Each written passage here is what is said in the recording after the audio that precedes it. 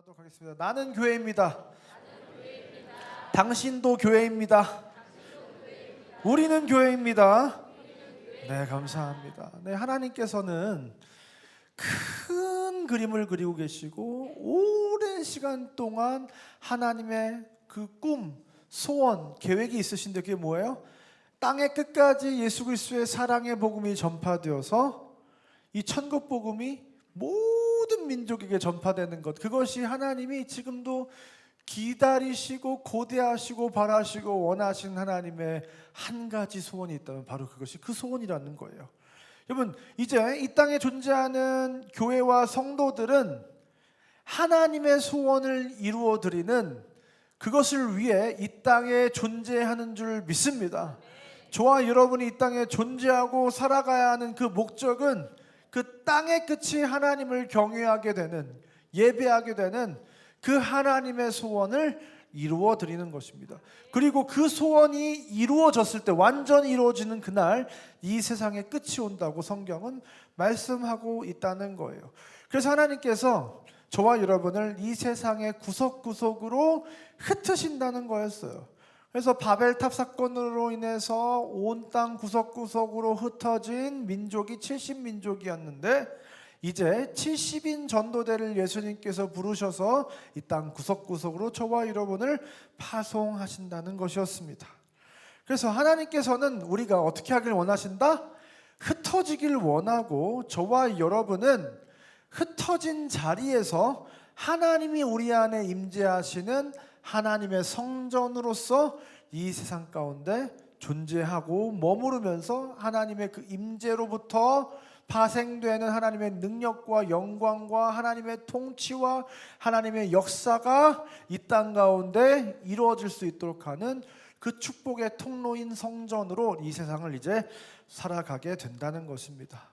그래서 지난 시간에 우리가 이게 신약과 구약이 이렇게 연결되어 있다는 이야기를 했어요. 그래서 우리 인류가 표를 이번엔 나오죠? 1부엔 안 나와요. 없어가지고 2부에 나옵니다. 그래서 우리가 쭉 지난 시간에 구약 내용을 쭉 살펴보면서 결국 어린 양의 피로 구원을 받은 우리가 하나님의 백성이 되고 우리는 이동하는 그 장막, 그 성전이 돼서 그 성전을 통해서 하나님께서 역사하시도록 우리가 마음껏 그 하나님의 장이 되고, 그래서 우리는 땅끝으로 성전으로서 흩어져서 가나안 땅을 정복하고 주님이 다시 오시는 그날을 예비하는 자들이다. 그래서 이제 우리는 부르신 자리에서 그 땅끝에서 그 남은 가나안 정복의 사명을 이제 완수해야 된다는 것이었어요. 여러분, 그렇게 초대 교회가 수많은 흩어짐의 역사로 시작이 되었습니다. 그래서 오늘은 어떻게 그 초대교회로부터 흩어진 복음의 역사가 전 세계에 도달하게 되었는지 이 교회 선교의 역사를 함께 우리가 조금 나눠보기 원하는데요. 맨 처음에 기독교는 예루살렘을 중심으로 거기 유대교를 믿는 사람도 있고 이 기독교를 믿는 사람도 있고, 그래서 예루살렘에는 굉장히 혼란스러운 상황이 발생했고 사도행전은 그 갈등과 핍박의 역사를 굉장히 자세하게 우리에게 알려주고 있습니다. 그런데 AD 90년에 얌리아 회의에서 이 유대교를 믿는 사람들이 회의를 했는데 그때 성경 구약의 39권을 정경으로 확정하고 특별히 우리 기독교를 유대인들 입장에서는 이단으로 규정을 하고 이제 완전히 갈라서는, 공식적으로 갈라서는 그 이야기가 AD 90년에 시작이 돼요. 드디어 이제 초대교회가 출범을 하게 되었습니다. 그때 수많은 사도들과 사도 바울과 여러 성도들이 흩어져서 그 하나님의 복음, 예수 그리스도의 사랑의 복음이 그 주변 국가들로 이제 흘러가기 시작했어요. 로마와 시리아와 소아시아와 갑바도기아와 마게도니아와 그리스와 북아프리카와 이렇게 막 복음이 엄청난 속도로 확장되기 시작했습니다. 그런데 이제 복음이 엄청난 속도로 확장되자 어떤 문제가 생기냐면, 여러분 그렇잖아요. 한중일이 모여 있어도 중국 사람 생각 다르고 한국 사람 생각 다르고 일본 사람 생각 다른데 그 넓은 지역으로 복음이 퍼져가니까 어떤 문제가 생기는 거예요? 사람들이 생각이 다 다른 거예요. 그래서 똑같은 복음을 전해도 다 다르게 받아들이는 거예요. 그러니까 우리가 믿는 바가 지역마다 다르게 되는 말도 안 되는 상황이 펼쳐지니까 우리가 믿는 바를 하나로 만들어야 된다라고 해서 여러 가지 어떤 논쟁도 벌어지고 갈등도 생기고, 하지만 결국 그것을 이제 하나로 모아서 우리가 한 신앙을 고백하자 해서 만들어진 것이 이제 사도신경입니다. 그래서 사도신경을 고백함으로써 우리가 이러한 것을 믿는다는 것이 이제 확정이 되죠. 근데 이때는 어떤 때였습니까? 로마의 지배를 받고 굉장한 박해와 핍박을 받을 당시였어요. 그래서 로마 황제들이 기독교인들을 엄청 핍박하고 정치적 희생양을 삼기도 했는데, 그때 수많은 순교자들이 나왔던 거예요. 근데 이 수많은 순교자들이 나오면 어떻게 돼요? 우리가 오늘부터 예수 믿으면 막 고문당하고 그러면 어떡할 것 같아요? 우리 고문당하고 잡혀가고 주리를 틀라 막 이러고 막 사약을 먹고 막 이러면 우리 어떻게 될 것 같아요? 제가 봤을 때는 지금 개신교 한 1,000만 명의 인구 중에 반의 반으로 줄어들지 않을까. 우리가 그 환난과 핍박 속에서 예수 그리스도를 믿는 믿음을 지킬 수 있을까? 교회가 진짜 확장되는 게 아니라 축소되고 망해야 되는 상황 속에서 역사들은 어떻게 고백을 하고 있는 거예요? 한 명을 죽이면 100명이 회심하더라. 그 핍박과 수많은 순교와 막 카타콤에 들어가고 막 사자랑 막 대결을 해가지고 죽임을 당하는 막 그런 상황 속에서 사람들이 죽어나갈수록 부흥하더라.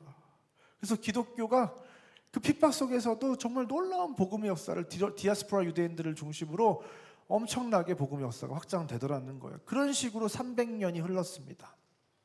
그 고통 속에서 기독교는 엄청나게 강력한 세력을 이루게 되었고, 수많은 사람들이 예수 그리스도를 믿게 되었어요.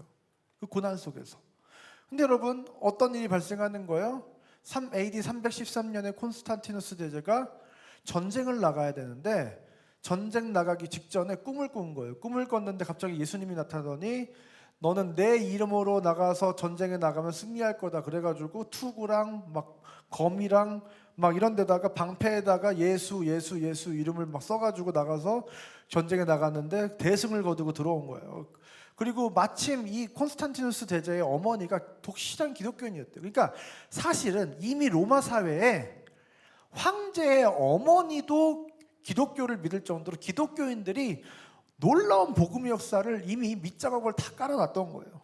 그래서 이제 기독교를 공인하고 기독교가 이제 박해받지 않는 종교가 되었고, 또 AD 387년에 이제 기독교가 완전히 국교로 자리 잡게 됩니다. 그러니까 기독교가 국교로 자리 잡게 되니까 어떻게 되는 거예요? 로마 사람들은 자동적으로 종교가 뭐가 되는 거예요? 우리 어디 써낼 때 종교 쓰면 뭐라고 써야 되는 거예요? 기독교라고 써야 되는 거예요. 그래서 이 이후에 기독교 인구가 4배 이상 증가했다고 합니다. 그러니까 실제로 어떤 일이 벌어지냐면, 관직에 오르기 위해서는 기독교인이 아니면 관직에 못 오르는 거예요. 옛날에 기독교인들이 막 차별을 당하고 막 고통을 당했는데, 이제는 기독교가 아니면 관직에 오를 수 없는 상황이 이르니까 많은 사람들이 이제 개종을 하기 시작을 합니다. 그래서 그러면 이제 막 핍박을 받았을 때보다 이제 기독교가 이 복음이 더 확장되겠구나라고 생각을 했는데, 그렇게 되지 않더라는 거예요. 오히려 300년 동안 핍박기에 훨씬 더 기독교의 복음은 더 큰 확장성을 가지고 하나님의 선교가 이루어졌는데, 이 로마의 국교가 된 이후에도 사실상 그렇게 대단한 복음과 선교의 역사가 확장되지는 않더라. 근데 그 큰 이유 중에 하나는 무엇이었냐면, 7세기에 이슬람이라는 종교가 이제 생기기 시작한 거예요.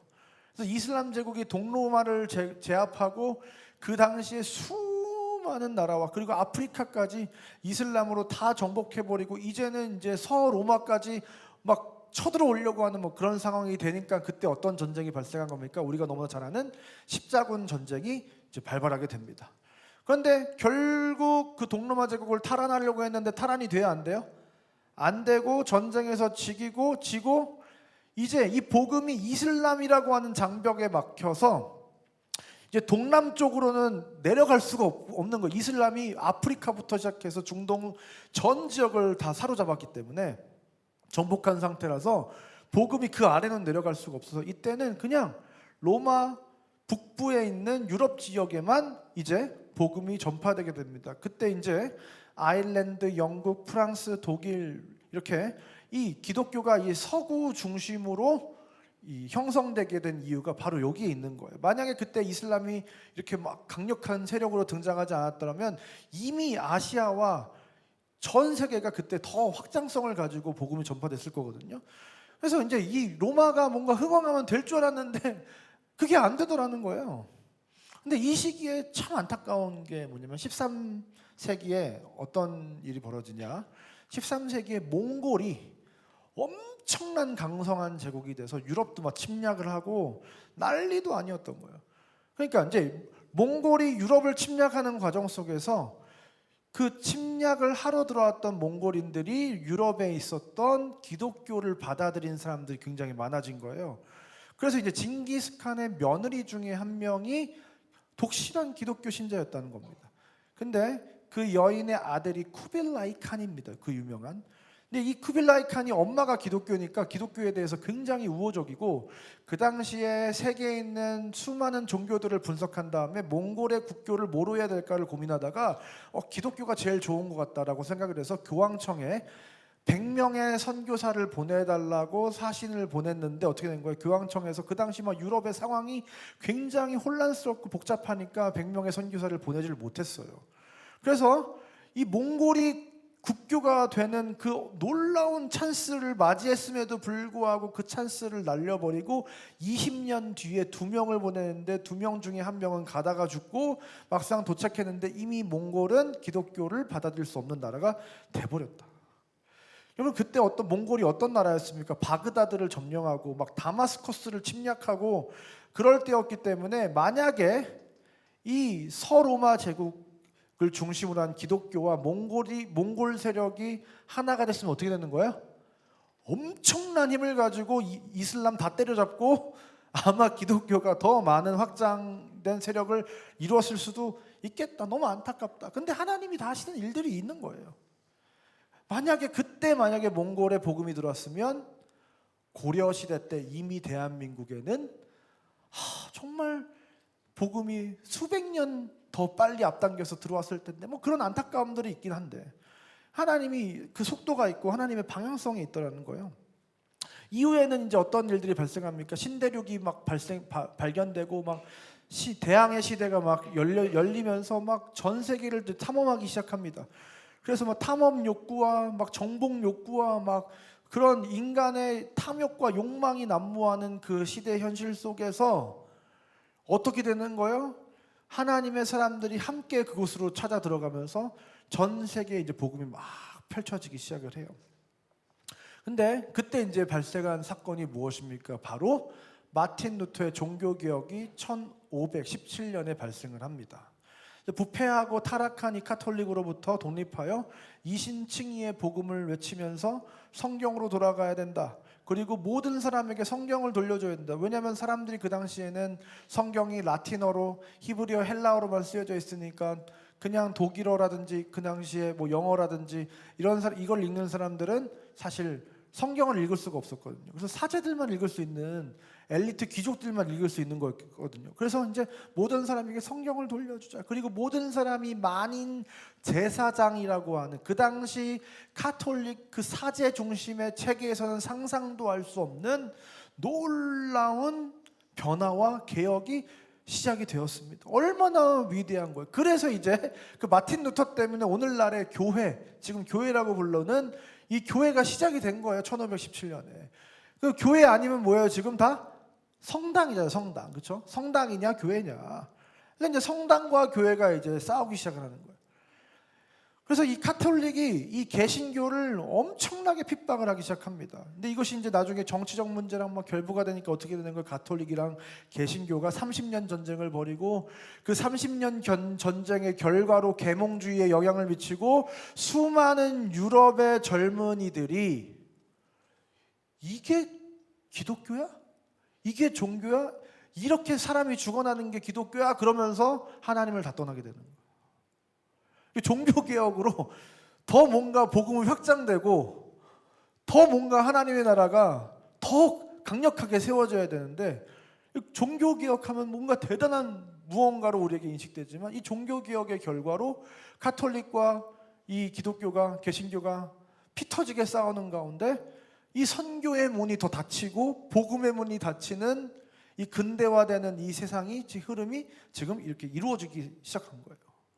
그러니까 이게 생각을 해보세요. 이제 막 신교와 구교의 갈등 이러면서 계속 핍박당하지, 막 도망 다니지, 뭐 개신교가 세워지는데 막 그 신학을 정립해야 되지. 그러니까 사실상 이 개신교는 이제 새롭게 세워진 개신교는 선교할 여력이 없었어요, 사실 그때. 근데 선교할 여력이 없는 중에 어떤 일이 발생을 하느냐? 이 가톨릭이 계속 핍박을 하니까 가톨릭이 강한 지역에 있었던 기독교인들이 거기 살지 못하고 계속 피난민처럼 떠돌아다니게 되는 일이 발생을 했습니다. 그래서 이게 박해받은, 그래서 피난민으로 떠들던 사람들을 중심으로 놀라운 선교가 이루어져요.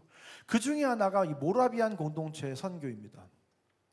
1722년에 이 보헤미아 지역에서 살던 모라비아 공동체가 있었는데 이 사람들이 엄청난 가톨릭의 핍박을 받아서 90명이 집단으로 막 이주를 합니다. 그러다가 이제 이 독일의 드레스덴이라고 하는 곳에 이제 이동을 딱 한 상태에서 누구를 만나게 되냐면 진젠도르프 백작이라는 사람을 만나게 됩니다. 이 진젠도르프 백작이 누구냐?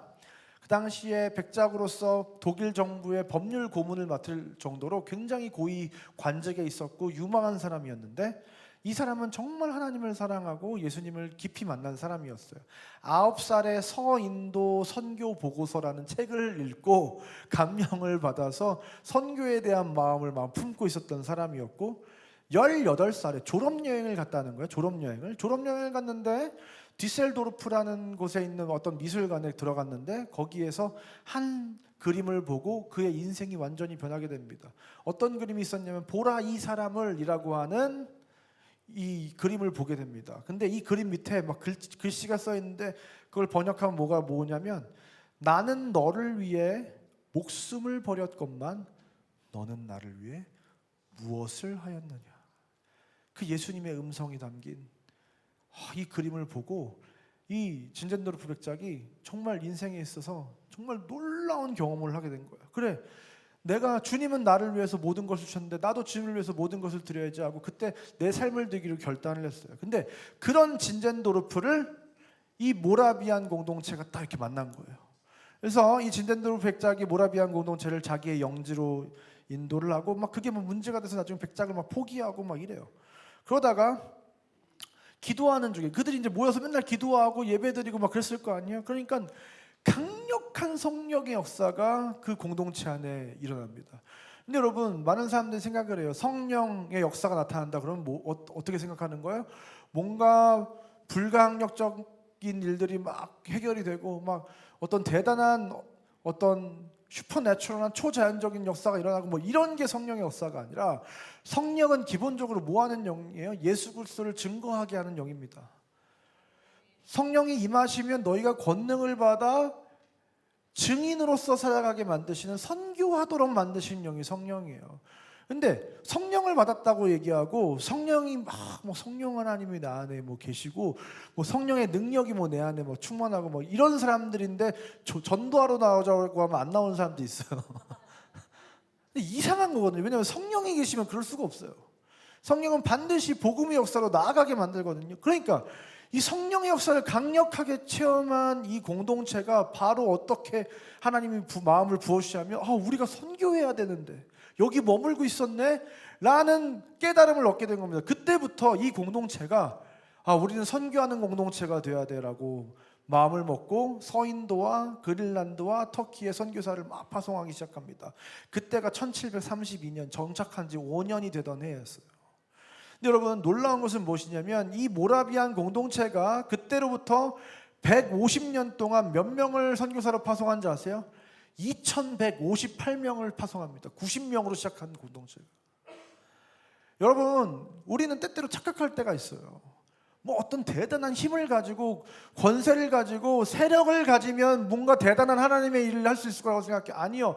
90명으로 시작된 이 공동체가 32년에 300명으로 증가를 했는데 90명이든 300명이든 이 소수의 무리가 150년 동안, 향후 150년 동안 2158명을 선교사로 파송하는 놀라운 하나님의 교회가 되었다는 것입니다.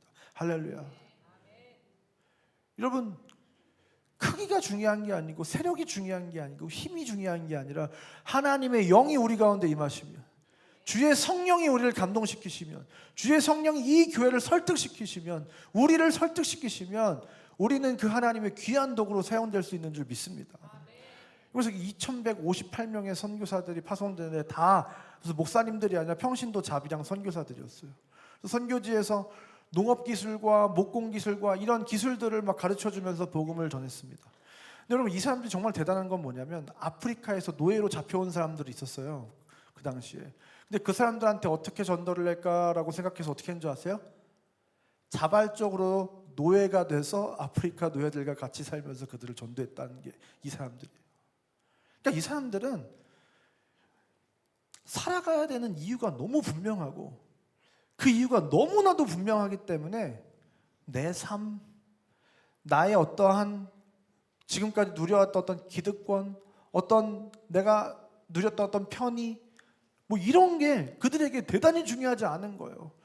하나님의 소원을 이루어 드릴 수만 있다면 기꺼이 스스로 노예가 되기를 결정하는데 아무런 거리낌이 없는 사람들이 바로 이 모라비안 공동체 사람들이었어요.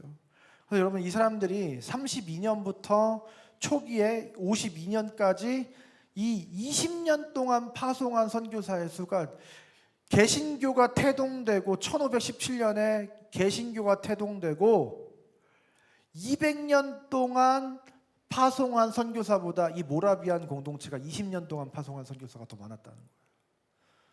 그러니까 여러분, 대단한 무언가가 하나님의 일을 이루지 않는 줄 믿습니다. 여러분, 그래서 이 사람들은 공동체 있잖아요. 이 공동체 중에 12명의 한 명이 선교사로 파송됐대요. 할렐루야. 자, 우리 12명, 자 12명씩 모아서 가위바위보 한번 할까? 그럼 우리 진짜 12명이 한 명씩은 다 선교사로 파송됐대요. 그러면서 이 사람들이 love to the Lord, love for the lost, 주님께 사랑을, 잃은 자를 향해 사랑을, 이러면서 그 구호를 외치면서 역사상 가장 위대한 선교 공동체가 되었다. 여러분, 우리 상곡교회가 이러한 모라비안 공동체와 같은 놀라운 하나님의 그 열정과 소원에 사로잡힌 위대한 선교 공동체가 되기를 주님으로 축원드립니다. 자, 아멘 하신 분들이 이제 가시면 됩니다. 할렐루야. 꼭 하나님이 이제 아멘 안 하신 분들을 이제 잡아다가 보내십니다. 그래서 이제 그 이후에 어떤 일들이 벌어지는 거예요. 그러니까 이 유럽 지역에서 기독교가 너무 핍박을 받으니까 사람들이 어디로 넘어간 거예요? 배를 타고 메이플라워 타고 보스턴 근안에 있는 미국 대륙으로, 북미 대륙으로 다 넘어간 거잖아요. 그러면서 이제 어떤 일들이 발생을 하느냐, 이제 영국과 미국에서 대각성 운동이 막 벌어져요. 그래서 수많은 사람들이 회심하고 이 영국과 미국의 엄청난 부흥 운동이 막 일어납니다. 그래서 이 청교도들을 중심으로 수많은 하나님의 사람들이 어떻게 되는 거예요?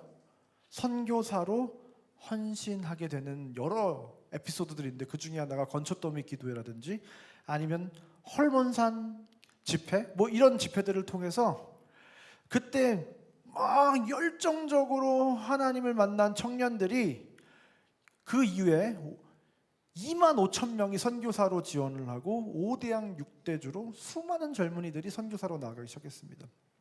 그 이후에는 50년 동안 25,000명이 나간 거고, 그 이후에 더 많은 사람들이 나갔죠.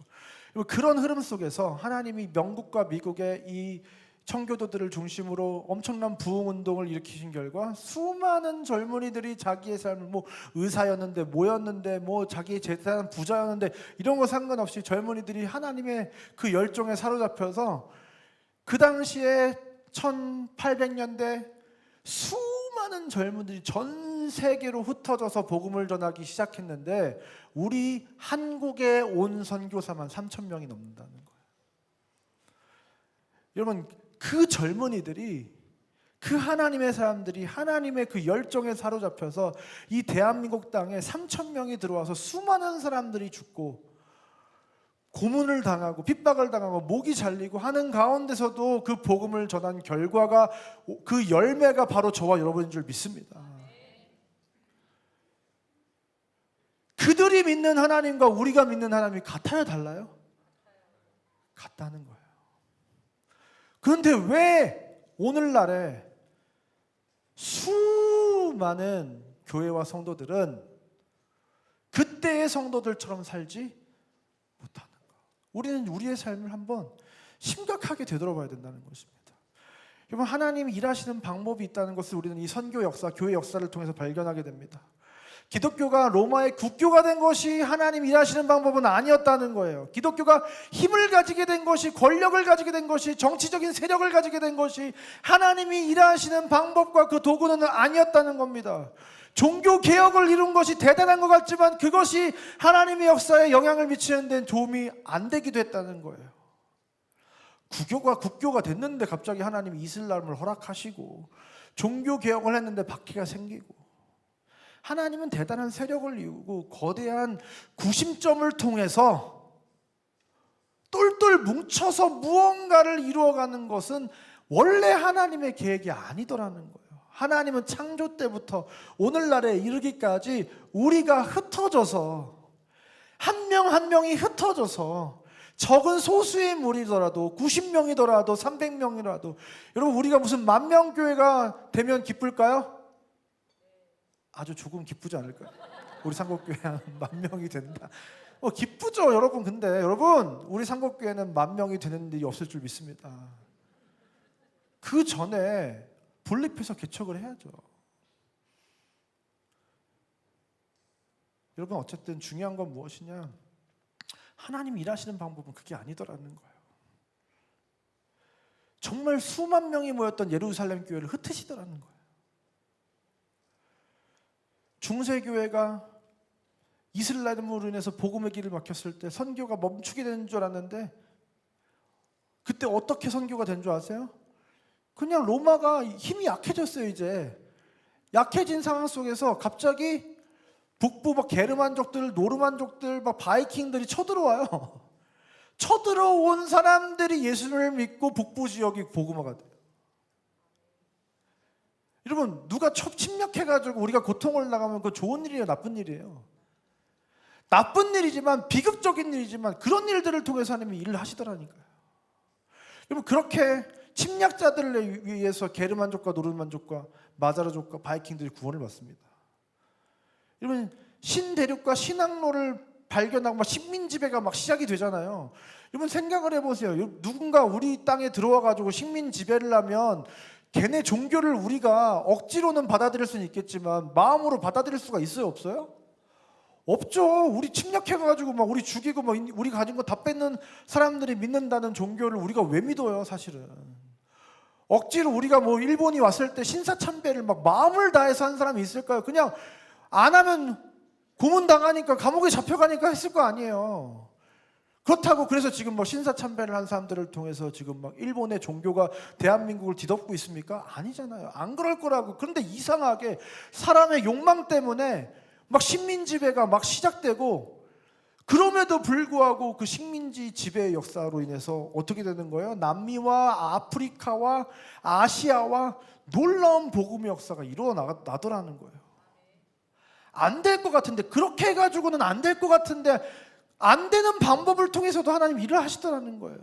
모라비안 공동체가 청교도들이 핍박을 받으면서 그들이 살아왔던 삶의 자리를 빼앗기고 떠돌아다녀야 되는 상황이, 그 비참한 현실이 도리어 선교의 역사를 일으키더라는 거예요. 그러니까 어떤 측면에서는 어떤 하나의 구심점을 통해 대단한 힘을 가진 것이 선교의 역사를 가져오는 것이 아니라, 인간의 욕망과 분열과 실패와 핍박과 이런 우리가 봤을 땐 하나님이 사용하시지 않을 것 같은 요소가 도리어 선교의 도구로 사용되더라는 거예요. 우리의 연약함과 실패와 심지어 망함까지도 하나님은 선으로 바꾸셔서 하나님의 선교를 이루시고 확장하시더라는 겁니다. 많은 사람들이 질문을 합니다. 기독교를 조롱하면서 얘기를 해요. 기독교는 왜 이렇게 종파가 많습니까? 여러분, 전 세계의 기독교 교파가 4만 개가 넘는데, 우리 뭐 그 기껏 해봐야 알아봤자 무슨 뭐 기독 장로교, 뭐 감리교, 뭐 침례교 뭐 이렇게 알잖아요. 근데 이게 막 깨지고 쪼개지고 나눠지고 해가지고 4만 개가 넘는다는 거예요, 전 세계적으로. 근데 여러분, 정말 놀라운 건 뭔지 아세요? 그렇게 쪼개져서 더 구석구석으로 서로가 나뉘어지고 더 확장되고 더 선교의 동력이 더 생기고 하나님의 선교는 더 확장되었다. 할렐루야. 우리는 싸우고 분열하고 서로 다투고 네가 잘났네 내가 잘났네 했지만 그 우리의 과오까지도 하나님은 선으로 만드셔서 선교가 더 확장되는 도구로 사용하셨다는 거예요. 할렐루야. 여러분, 하나님이 눈에 보시기에는 교단이 수만 개, 뭐 수십만 개라고 할지라도 하나의 거룩한 공교회예요. 하지만 그 분열이 선교의 동력이 돼서 하나님의 나라는 더 확장됐다는 겁니다. 여러분, 이 선교 역사, 이 교회 역사만 봐도 하나님이 일하시는 방법을 우리 너무나도 분명하게 알 수 있습니다. 하나님은 대단한 어떤 세력과 힘을 통해서 일하시는 것이 아니라 한 사람 한 사람에 흩어지는 그 90명밖에 안 됐던 모라비안 공동체를 통해서 일하신다는 거예요. 그럼 100명 안 되면 우리가 개척교회라고 그러잖아요. 그 개척교회를 통해서 하나님이 일하신 줄 믿습니다. 그럼 우리 상곡교회는 그렇다면 어떤 교회가 되어야 될까요? 제가 원래 이 이야기를 12월 31일 송구영신 예배 때 하려고 준비를 했었는데 오늘 하나님께서 해야 되겠다는 마음을 주셔서 여러분과 나누어 보도록 하겠습니다. 저와 여러분의 교회, 우리 상곡교회는 하나님의 소원을 이루어드리는 교회가 될 줄 믿습니다. 하나님께서 이 시대에 여러 모양과 여러 부르심으로 여러 장소에서 우리를 부르실 때 그 땅의 끝에서 그 하나님의 복음의 증인이 되어서 살아가는 그 선교하는 교회, 흩어지는 교회가 우리 상곡교회에 부르신 줄 믿습니다. 그래서 지금 몇 달 동안 흩어져야 된다는 얘기를 여러분에게 세뇌를 시키고 있는 거예요. 여러분, 오늘 이 설교를 준비하면서 모라비안 공동체를 다시 묵상하면서 제 마음속에 막 그런 막 뜨거운 마음들이 막 올라오는 거예요. 우리 상곡교회도 모라비안 공동체처럼 됐으면 좋겠다. 우리가 예배할 때마다 하나님의 성령이 강력하게 임재하셔서 우리가 권능을 받아서 땅의 끝으로 흩어져서 예수 그리스도의 복음을 땅끝까지 전하는 그런 교회가 됐으면 좋겠습니다. 할렐루야. 2158명이 파송을 받고 12명 중에 1명이 선교사로 헌신하게 되는 그런 교회, 그 교회가 우리 상곡교회 되길 주님으로 축원드립니다. 우리 상곡교회가 이런 선교적 교회로 나아갈수록 많은 사람들이 부담을 느낄 수가 있어요. 특별히 이러다가 나도 나가야 되나 막 이런 그런 생각이 들 수도 있고, 뭔가 더 급진적이고 하나님의 복음을 위해서, 하나님의 나라를 위해서 그 하나님의 소원을 이루어드리는 그 일에 우리가 앞장서는 교회가 될수록 어떤 사람은 나는 그냥 조용히 교회 다니고 싶고 그냥 교회에서 위안을 얻기 원하고 평안을 누리기 원하고 신앙생활을 통해서 하나님이 내 삶을 조금 돌아봐 줬으면 좋겠고 그 정도의 종교 생활을 하고 싶은 사람들은 이 교회가 너무 버거워질 거예요. 그러나 여러분, 그래서 교회를 떠나서 도망가면 어떻게 된다? 거기서 하나님께서 부르실 겁니다. 그러니까 우리 여기서 함께 한 마음으로 우리가 하나님께서 부어주시는 한 은혜 가운데 우리가 아름다운 교회를 만들어가기 원합니다. 그래서 우리 상곡교회가 어떤 교회가 되어야 되느냐, 그것을 우리가 이제 센터 처치의 비전이다 라고 우리가 이야기할 수 있을 것 같습니다. 센터 처치는 무엇일까? 첫 번째로 우리가 지금 IM 처치, 나는 교회입니다, 지금 올해 표어를 시작을 했는데요. 이제 모든 이 교회만 교회가 아니라 모든 성도가 부르심의 자리에서 내가 걸어가는 모든 공간 속에서 하나님이 내 안에 임하시기 때문에 성전된 성도로 살아가도록 만들어야 된다. 교회를 다니기만 하는 사람이 아니라 교회로 살아가는 성도를 만들어야 된다. 교회로 우리가 모였지만 흩어지는 교회가 돼야 된다. 이것이 지금 우리 상곡교회가 올해 우리가 굉장히 중점을 두고 있는 부분입니다. 그래서 머물러 있는 이 건물 교회에서만 우리끼리 모였을 때만 교회가 아니라 우리가 삶의 현장에서도 살아있는 움직이는 교회가 돼서 나를 통해서 하나님의 권능과 영광과 통치와 안식이 역사되는 그 통로가 되는 놀라운 하나님의 도구로 이제 성도들이 각성을 해야 될 줄 믿습니다. 그렇다면 이 건물교회, 이 지역교회의 역할은 뭐냐? 바로 센터 처치의 역할을 감당해야 한다.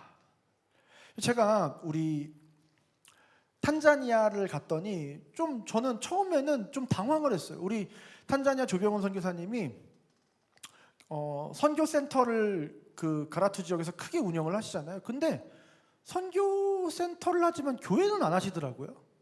그래서 그 지역에 있는 교회들을 돕고 후원하지만 스스로 교회를 하나를 만들어서 교회 사역을 하지는 않는 형태의 이 선교센터를 하시는 거예요. 처음에는 그냥 선교사는 나가면 다 교회 개척하고 이래야 된다고 생각을 했는데 그 모습을 보고 처음에는 조금 이렇게 해도 되나 싶은 마음도 있었는데 지나고 보니까 이게 이 선교센터형 교회로서 이상국교회가 이제 나아가야 되겠다고 하는 이 하나님의 어떤 분명한 마음을 제가 받았거든요. 이제 상국교회는 이제 어떤 교회가 되냐? 이 선교센터로서 역할을 해야 된다는 거예요. 이제 먼저는 이 지역교회의 정체성을 가지고 한 지역에 세워진 그 건물 교회를 중심으로 지역에 믿지 않는 사람들을 복음하고 구제하고 또 이곳이 그 지역교회의 일부로서 하나로서 성도님들이 예배하고 교제하고 또 훈련받는 그 어떤 이 지역교회 역할을 감당하지만 동시에 이곳은 그 지역에 흩어지게 될 수많은 성도들을 파송하고 후원하고 지원하고 협력하고 훈련하는 센터 처치가 되야 된다. 선교센터가 되어야 된다는 거예요.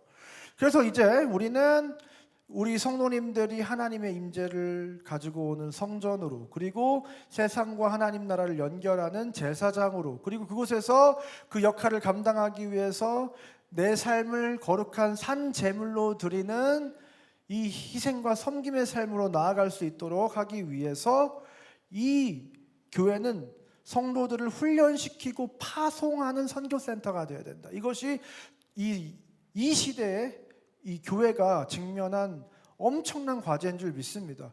사실 이 주제는요, 지난 몇십 년 동안 이 전 세계 교회 안에 있는 선교적 교회라고 하는 미셔널 처치라고 하는 큰 흐름이거든요. 근데 이상하게 이 대한민국 교회는 이 지역 교회 중심에 굉장히 뿌리고 내리고 있는 이 키워드가 너무나도 중요해서 이 선교적 교회의 흐름이 한국 교회에 잘 침투를 하지 못했어요. 그런데 이제 하나님께서 이 시대에 원하시는 교회는 선교적 교회다라는 것을 우리가 이제 조금 깨달아야 돼요. 이 내용을 앞으로 우리가 한 해 동안 선교적 교회에 대해서 함께 깊이 나눌 것이다. 그 선교센터가 되는 교회로서 제일 중요한 것은 성도들을 훈련해서 파송하는 겁니다. 그래서 이제 올해부터 이제 우리 IM 스쿨이 대대적으로 시작이 되는데요.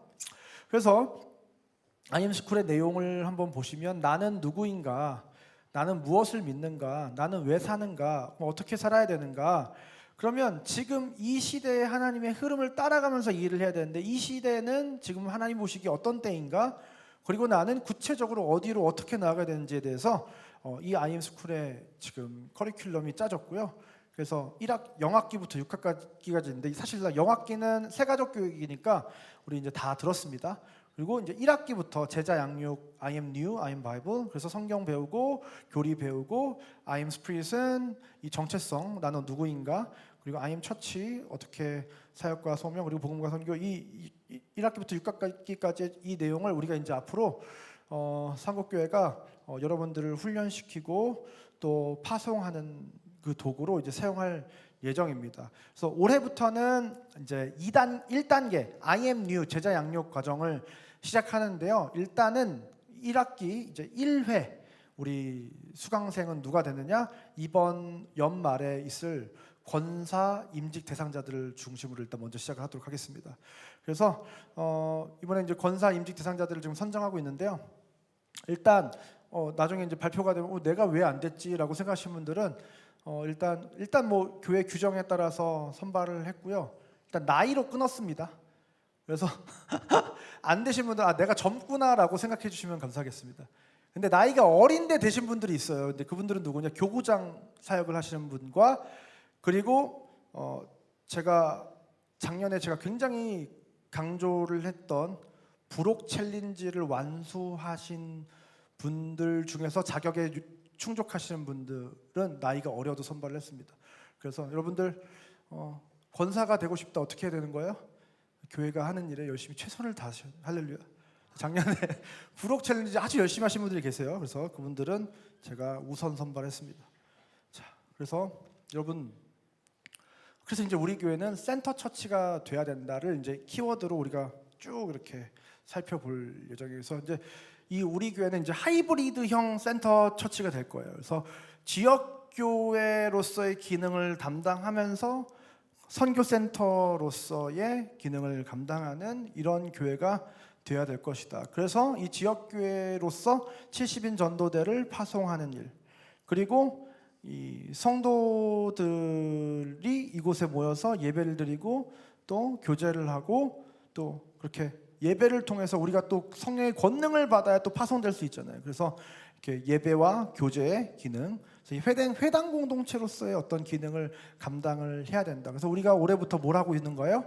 화목한 토요일을 통해서 열심히 기도하고 열심히 예배하고, 그리고 더 중요한 것 중에 하나는 뭐예요? 다음 세대를 이 지역교회라고 하는 이 틀 안에서 어떻게 하면 믿음의 세대로 자라나게 할 수 있을 거니까 이것은 우리의 큰 과제입니다. 그래서 화목한 토요일을 하고, 그 다음에 이제 선교센터형 교회로서 이제 IM 스쿨을 시작한다.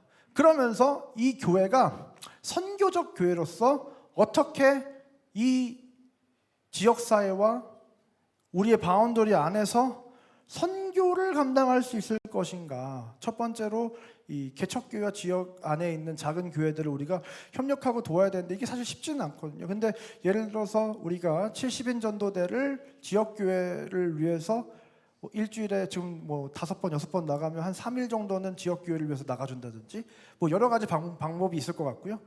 그리고 더 나아가서 이제 우리는 선교하는 교회가 되어야 된다고 하는데, 우리가 선교를 한다고 할 때 선교는 뭐 어떤 다른 나라에 나가는 걸 우리가 선교라고 생각하기 쉬운데 그렇지가 않습니다. 지금 21세기 선교의 가장 중요한 키워드 중에 하나는 유동선교예요. People on the move.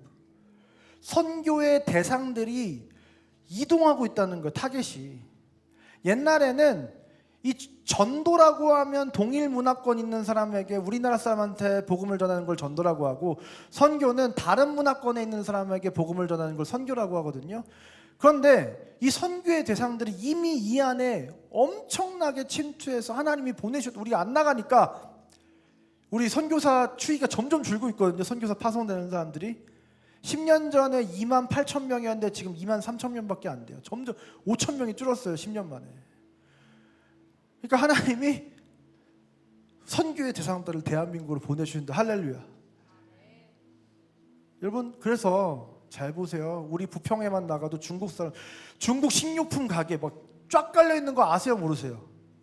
우리가 느끼고 있는지 모르고 있는지 모르지만 지금 수많은 외국인들이 지금 이 대한민국에 침투하고 있고 하나님이 보내주고 계시다는 겁니다. 여러분, 부평은 이제 좀 있으면 안산이랑 비슷한 그 수준이에요. 부평 남부역 안 가보셨죠? 뒤에 와, 그냥 한국 사람보다 외국 사람이 더 많아요. 진짜 부평 그 뒤쪽에 가시면. 근데 여러분, 얼마 전에, 몇 년 전에 부평역에 빨간 피 사건이 있었어요. 막 진짜 사람들이 막 피를 토한 자국들이 부평 남부역 그 광장에 막 쫙 깔린 거예요. 그래서 큰일 났다. 이게 무슨 일이야 하고 조사를 봤더니 그게 뭐였어요? 미얀마 사람들이 그 빨간색 열매랑 뭐 이렇게 싸가지고 씹는 담배가 있어요. 씹는 담배. 근데 그거를 씹고 딱 뱉어요. 그 사람들이 다 그냥 자기 나라에서 하듯이. 그래가지고 미얀마 사람들이 씹는 담배 그 빨간 거를 다 버렸는데 그게 다 사람들이 피토한 건 줄 알았던 거예요. 여러분, 그 부평역 나오자마자 오른쪽에 있는 나오자마자라고 얘기하면 왼쪽에 있는 팔출소 뒤에 거리가 다 미얀마 거리입니다. 한번 가보세요. 미얀마 음식점으로 쫙 깔려 있어요. 여러분, 막 그 사실이 여러분을 흥분하게 만들지 않으세요? 아니에요? 주의 성령이 강력하게 부어지기를 주님으로 축원드립니다. 저는 부평역에 미얀마 거리가 있다는 얘기를 듣고 너무 큰 충격에 빠졌어요. 아니 우리가 미얀마에 있는 고아원을 후원하고 미얀마에 있는 선교사님을 방과후 학교를 돕고 있는데 이 부평에 걸어서 10분 거리에 미얀마 거리가 있다니. 할렐루야. 이것은 하나님이 우리 상곡교회를 부르시는 부르심인 줄 믿습니다. 이제 저와 여러분이 지혜를 모으고 기도하면서 하나님의 때를 기다리면서 그 가업을 이제 완수해내야 될 줄 믿습니다. 사랑하는 상곡의 성도 여러분, 하나님의 그 오랜 꿈, 그 예수 그리스도의 십자가의 복음이 땅의 끝까지 모든 민족에게 전파되는 그 일이 지금 점점 이루어지고 있습니다. 전 세계로 이미 확장이 되었고 이제 마지막 가업을 앞두고 있습니다. 여러분, 이 날이 오기까지 이 선교 역사 안에 수많은 사람의 희생과 눈물과 고통과 그 사람들의 헌신으로 말미암아 그 하나님의 꿈이 여기까지 이루어진 줄 믿습니다. 그래서 이 대한민국 땅에도 수많은 젊은이들이 수고하고 헌신함으로 그 복음이 우리 가운데 찾아와서 저와 여러분이 이렇게 편하게 예수 그리스도를 믿게 된 줄 믿습니다. 그리고 오늘 이 시간 하나님께서는 우리 상곡교회를 그들을 부르셨던 그 100년 전, 200년 전, 수백 년 전에 그들을 부르셨을 때와 마찬가지로 저와 여러분을 부르고 계신 줄 믿습니다. 진젠도르 백작이 그 그림 하나를 보고 이 사람을 보라라는 이 그림을 보고 나는 내게 목숨을 주었건만 너는 나에게 무엇을 하였느냐, 그 그림을 보고 자기의 삶을 드리고 적정했던 것처럼 오늘 이 시간 하나님께서 저와 여러분에게 이렇게 물으실 때 내가 너에게 목숨을 주었건만 너는 나에게 무엇을 주었느냐, 하나님께서 우리 인생에게 물으실 때 하나님, 작지만 내 삶을 하나님께 드리겠습니다. 나의 심장을 주님께 드립니다. 내 작은 보잘것없지만 내 삶을 주님께 드립니다. 이 삶을 받으시고 그 하나님의 놀라운 역사의 나를 사용해달라고 그렇게 간절히 기도할 수 있게 되는 저와 여러분의 인생 되시길 주님으로 축원드립니다. 그 성령께서 저와 여러분을 설득하시는 우리 상곡교회 예배가 되기를 주님으로 축원드립니다. 이 시간 다 같이 그렇게 살아가기 원하시는 분들은 자리에 일어나셔서 함께 찬양하고 기도하며 나가겠습니다.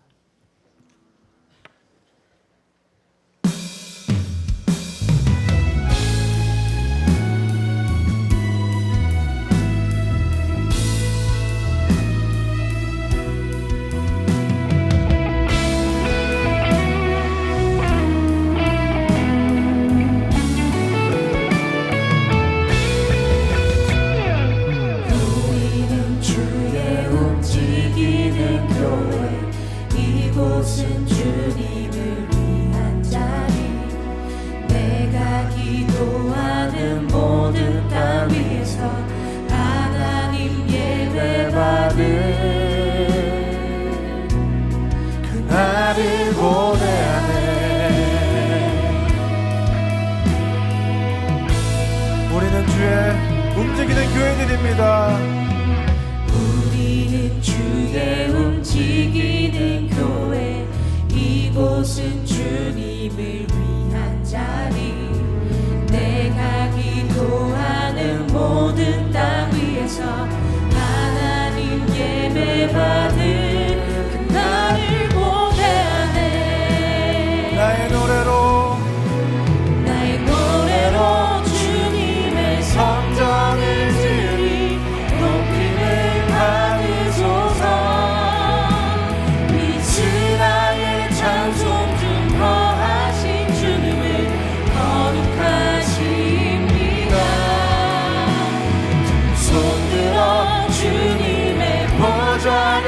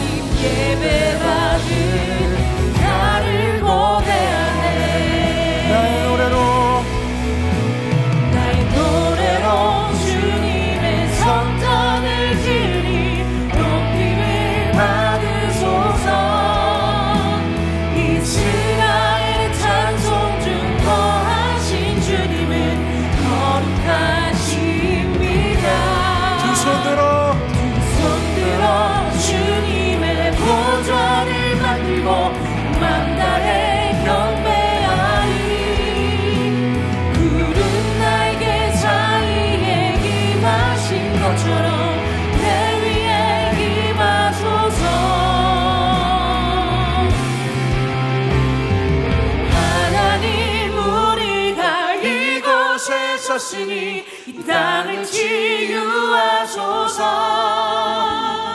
하나님 우리가 어디에 있든지 주를 높이나 열방들아 주님을 송축할지어다.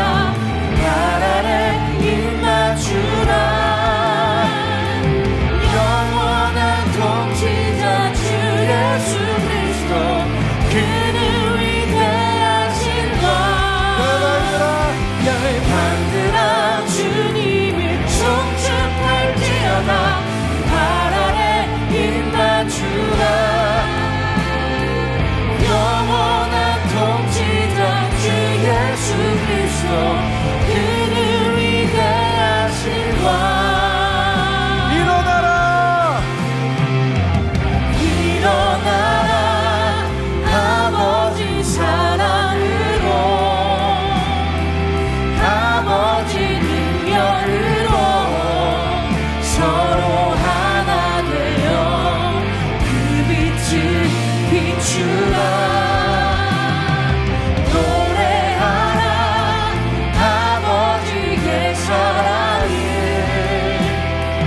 아버지의 크심을 이 삶의 노래로 주님을 나타내라. 두 손을 높이 올려갑시다. 일어나라.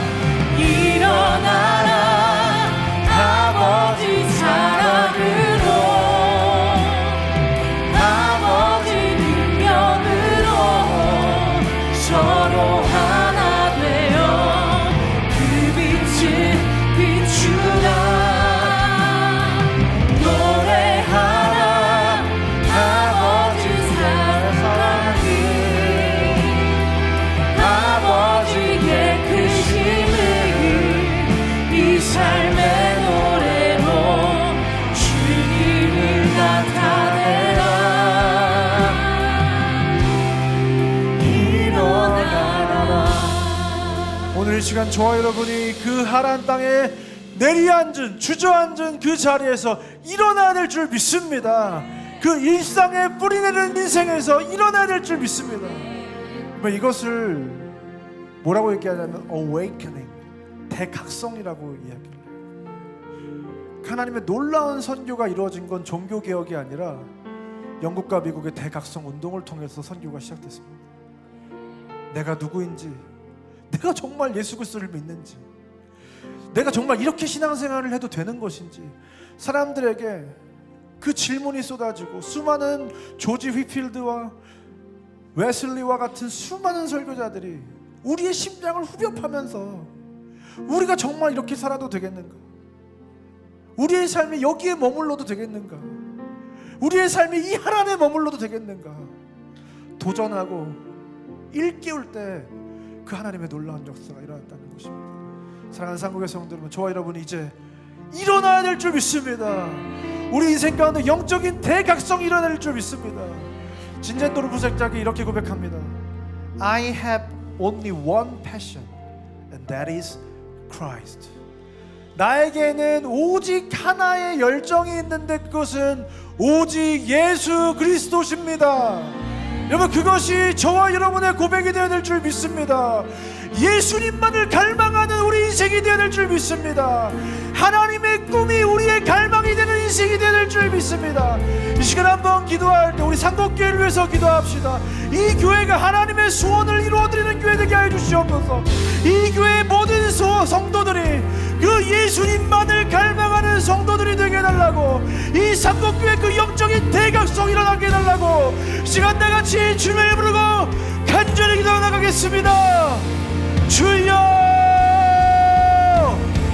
일어나라. 아버지 사랑으로 하나님 감사합니다. 아버지 능력으로 우리 상곡교회가 이제 일어나기 원합니다. 서로 하나 되어 그 주저앉은 자리에서 빛을 비추라. 일어나기 원합니다. 일상에 함몰된 그 삶에서, 그 바벨탑을 짓고 있었던 그 삶에서 하나님, 이제 우리가 일어나기 원합니다. 이제 우리 상곡교회가 하나님의 소원을 이루어드리는 그 하나님의 소원을 갈망하는 우리가 잘 되고 잘 살고 잘 먹고 그것에 우리의 모든 삶의 에너지가 가 있는 것이 아니라 이제는 그것보다 하나님의 소원이 내 인생을 사로잡고 하나님의 뜻이 내 인생을 사로잡고 아버지 하나님의 마음이 우리의 인생을 사로잡는 그 놀라운 인생을 우리가 살아내기 원합니다. 주님, 우리 인생을 붙들어 주시옵소서. 오늘 이 시간 주의 성령을 이곳 가운데 부으시고 우리를 일깨워 주시옵소서. 우리를 회복시켜 주시옵소서. 우리를 변화시켜 주시옵소서.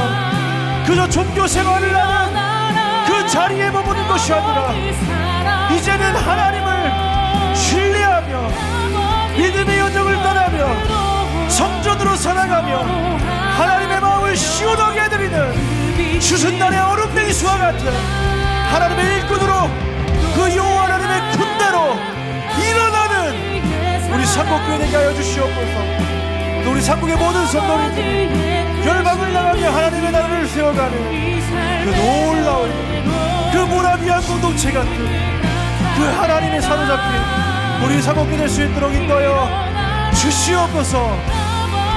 사랑으로 아버지 능력으로 서로 하나 되어 그 빛을 비추어 노래하라 아버지의 사랑을 아버지의 크심을 이 삶의 노래로 우리 한 번만 더 고백합시다. 일어나라 아버지 그 메마른 너들이 일어나게 하여 주시옵소서.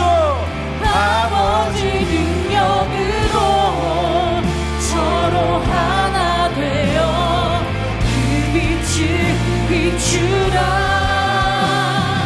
노래하라 아버지의 사랑을 아버지의 크심을 이 삶의 노래로 주님을 나타내라.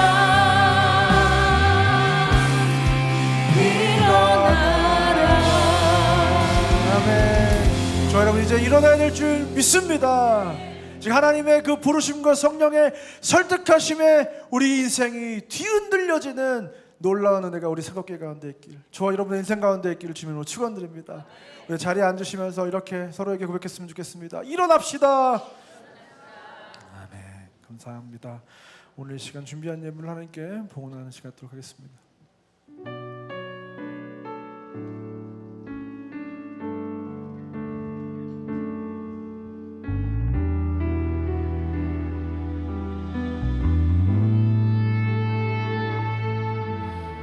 하나님 당신은 크십니다.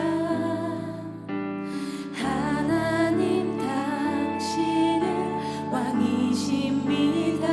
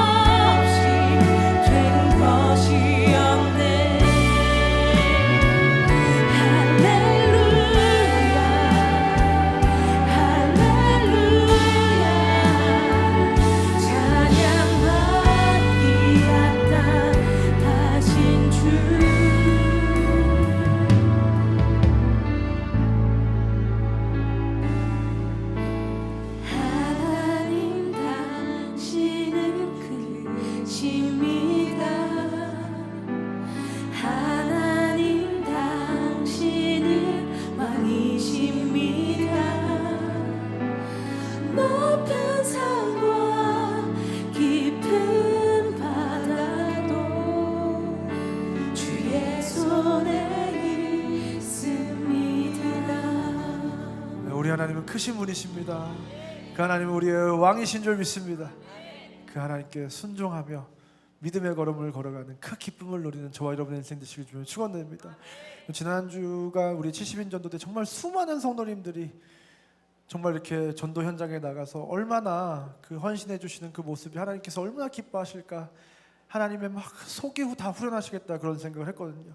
그래서 우리가 열심히 전도했더니 어떤 일이 생겼냐면 건빵이, 우리가 전도용 건빵이 정말 날개에 돋치듯이 판매되고 있습니다.